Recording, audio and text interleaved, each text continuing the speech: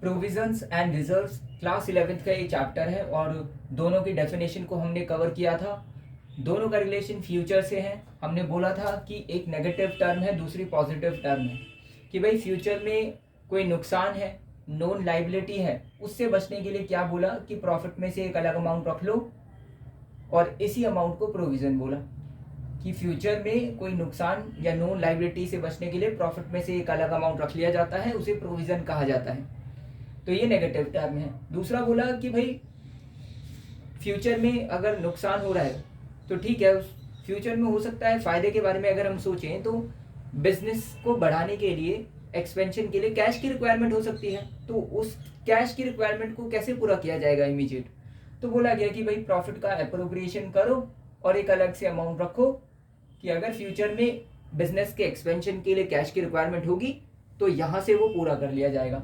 तो जो ये अमाउंट रखा गया, अप्रोप्रिएशन किया गया प्रॉफिट का, तो वो रिजर्व कहलाया गया। ठीक है, अब ये पॉजिटिव टर्म है क्योंकि इसका यूज बिजनेस के एक्सपेंशन के लिए होगा। अब फिर हमने बोला था कि रिजर्व दो प्रकार के होते हैं, एक रेवेन्यू रिजर्व और दूसरा कैपिटल रिजर्व।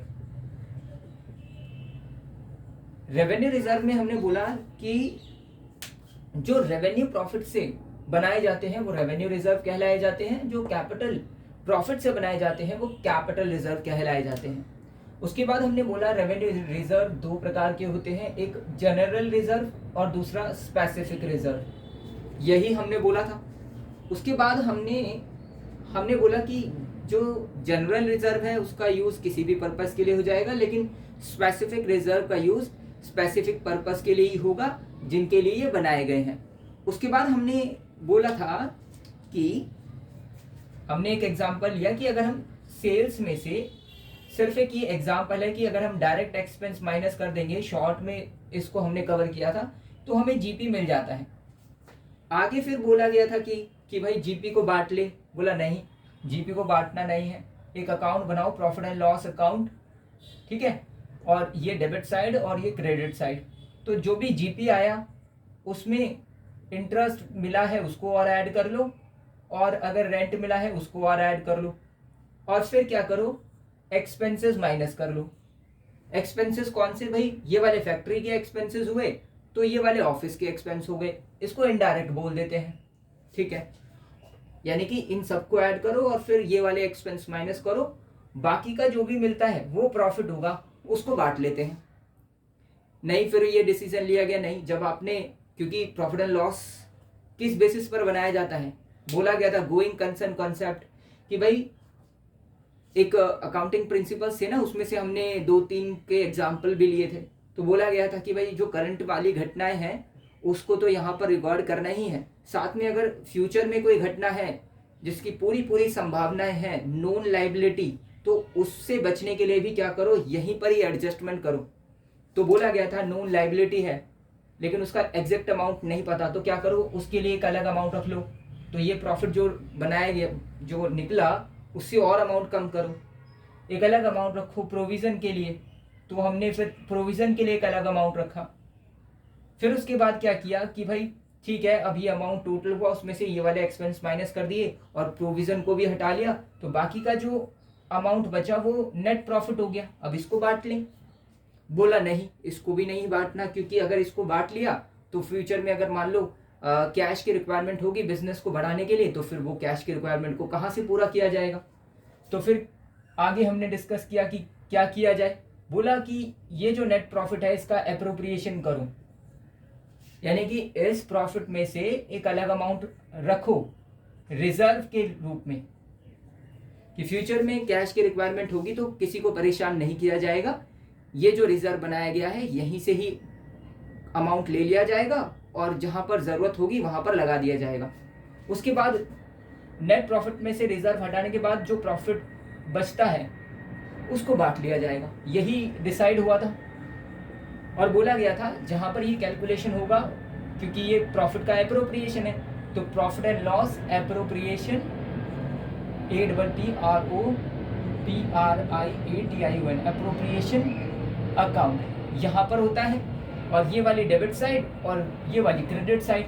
ठीक है, यही हमने किया था कि प्रॉफिट एंड लॉस अकाउंट ये बना करके प्रोविजन का यहाँ पर एडजस्टमेंट किया जाता है। ये चार्ज अगेंस्ट प्रॉफिट है और profit and loss appropriation account बना करके रिजर्व का एडजस्टमेंट किया जाता है। जो रिजर्व है ये प्रॉफिट का एप्रोप्रिएशन है।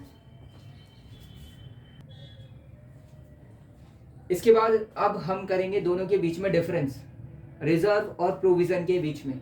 बोला है यहाँ पर रिजर्व के बारे में, it is an appropriation of profit. बोला था हमने यहाँ पर नेट प्रॉफिट, जब हमने यहाँ पर जब बोला था ना बात क्या कि जो रिजर्व है ये प्रॉफिट का एप्रोप्रिएशन है और इसको profit and loss appropriation account में शो किया जाता है। नेक्स्ट अगर हम प्रोविजन की बात करें, it is charge against profit. तो ये जो प्रोविजन है ये चार्ज अगेंस्ट प्रॉफिट है और प्रॉफिट एंड लॉस अकाउंट में इसको शो किया जाता है। ये भी हमने डिस्कस किया था। उसके बाद पर्पस की बात करें तो जो रिजर्व है उसको फ्यूचर में कैश की रिक्वायरमेंट को पूरा करने के लिए जो है ना वो रखा जाता है, बनाया जाता है। अब कैश की रिक्वायरमेंट की बात करें तो अगर मान लीजिए उस कैश का यूज बिजनेस की ग्रोथ के लिए हो रहा है, मतलब बिजनेस के एक्सपेंशन के लिए हो रहा है, तो बिजनेस के एक्सपेंशन के लिए होगा, बिजनेस बढ़ेगा तो हम फाइनेंशियल पोजीशन की अगर बात करें तो वो भी तो और मजबूत होगी ना। और फिर मान लीजिए अनफोर्सिन लाइबिलिटीज हैं, उनको भी खत्म करने के लिए इनका यूज होता है। लेकिन अगर प्रोविजन की बात करें तो जो नॉन लाइबिलिटीज होती हैं उनके लिए प्रोविजन बनाए जाते हैं, उनको खत्म करने के लिए प्रोविजन जो है वो बनाए जाते हैं। उसके बाद इफेक्ट ऑन प्रॉफिट का मतलब कि जो रिजर्व है वो debited to profit and loss appropriation account, ये बनाया था हमने profit and loss appropriation account, और बोला गया था कि जो रिजर्व है वो यहाँ पर डेबिट साइड पर शो किए जाएंगे, ठीक है। और यहाँ पर रिजर्व के बारे में यही बोला गया है। Next provision, it is debited to profit and loss account. बोला था कि जो प्रोविजन है वो चार्ज अगेंस्ट प्रॉफिट है और प्रॉफिट एंड लॉस अकाउंट में इसको डेबिट साइड पर शो किया जाता है। इन्वेस्टमेंट की बात करें तो रिजर्व फ्यूचर में कैश की रिक्वायरमेंट को पूरा करने के लिए किया जाता है, या बोल सकते हैं कि अलग से एक अमाउंट रख लिया जाता है और उस अमाउंट का यूज जब बिजनेस की ग्रोथ के लिए, बिजनेस के एक्सपेंशन के लिए होगा तो इन्वेस्टमेंट एक टर्म जो है वो भी आ जाएगी यहाँ पर। तो बोला है इन्वेस्टेड आउटसाइड द बिजनेस, बिल्कुल बिजनेस के बाहर भी इस अमाउंट का जो है ना वो यूज हो सकता है इन्वेस्टमेंट के पर्पज से। उसके बाद प्रोविजन के लिए बोला है नॉट इन्वेस्टेड। भाई इन्वेस्टमेंट की तो बात ही नहीं आएगी यहाँ पर, क्योंकि नॉन लाइबिलिटीज के लिए बनाए गए हैं, तो इन्वेस्टमेंट की कोई बात ही नहीं है यहाँ पर। डिस्ट्रीब्यूशन की बात करें तो यहाँ पर बोला है कि डिविडेंड डिस्ट्रीब्यूशन के लिए इसका यूज हो सकता है, लेकिन इसका नहीं हो सकता यूज, है ना। डिविडेंड डिस्ट्रीब्यूशन के लिए प्रोविजन का यूज नहीं हो सकता। उसके बाद प्रेजेंटेशन की बात करें तो ये रही बैलेंस शीट, ये है बैलेंस शीट, और बैलेंस शीट में ये लाइबिलिटीज साइड होती है, ये असेट साइड होती है। तो जो लाइबिलिटीज साइड है यहाँ पर रिजर्व एंड सरप्लस ये एक हेड होती है और इसके अंदर ही रिजर्व को शो किया जाता है। उसके बाद करंट लाइबिलिटीज एक हेड है, उसके अंदर प्रोविजन को शो किया जाता है। तो इस तरह से अगर हम देखें ना तो बैलेंस शीट के अंदर लाइबिलिटीज साइड पर रिजर्व एंड सरप्लस के अंदर रिजर्व को शो किया जाता है, shown under head reserves and surplus, ये रहा। उसके बाद प्रोविजन के लिए बोला है shown under head current liabilities, बोला करंट लाइबिलिटीज CL और इसके अंदर प्रोविजन को शो किया जाता है। तो ये था दोनों के बीच में डिफरेंस।